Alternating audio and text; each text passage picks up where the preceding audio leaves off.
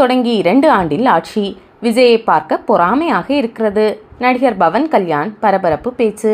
ஆந்திர மாநிலம் ராஜா மகேந்திரவரத்தில் கட்சி தொண்டர்கள் கூட்டத்தில் மாநில துணை முதல் மந்திரியான நடிகர் பவன் கல்யாண் விஜய் பெயர் குறிப்பிடாமல் அவரை பற்றி பேசினார். அவர் கூறியதாவது: நான் 30 வயதிலேயே அரசியலுக்கு வந்துவிட்டேன். 15 ஆண்டுகளாக சாலையில் நடக்க வைத்தீர்கள்.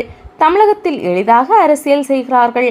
அங்கு கட் அவுட், ஹாலோகிராம் மூலமாகவே வெற்றி பெற்று முதலமைச்சராக முடிகிறது. அதை பார்க்கும்போது எனக்கும் கொஞ்சம் பொறாமையாகவும் வியப்பாகவும் இருக்கிறது. அடுத்த மாநிலத்தில் 2 ஆண்டுகளில் கட்சி தொடங்கி முதல்வராகிவிட்டார். 15 ஆண்டுகளாக அரசியலில் இருந்து நீ இன்னும் முதல்வராகவில்லை என்றெல்லாம் என்னை ட்ரோல் செய்கிறார்கள். தமிழர்கள் எல்லாம் ஒரே பேச்சில் இருப்பார்கள். இங்கே ஆந்திராக்காரர்களுக்கு ஆந்திராக்காரர்களுடனேயே சண்டை. தமிழ்நாட்டில் ஒரு சினிமா நடிகரை விரும்பும் அவரது ரசிகர்கள் அனைவரும் அவருக்கே ஓட்டு போட்டார்கள்.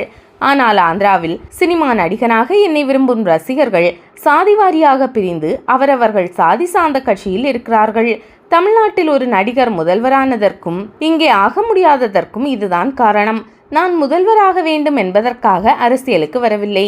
மக்களின் கஷ்டங்களை தீர்க்க வேண்டும் என்ற ஆர்வத்துடன் அரசியலுக்கு வந்தேன். அவர்களது பிரச்சனைகளை தீர்த்தாலே எனக்கு ஆஸ்கார் விருது வந்த ஆனந்தம்.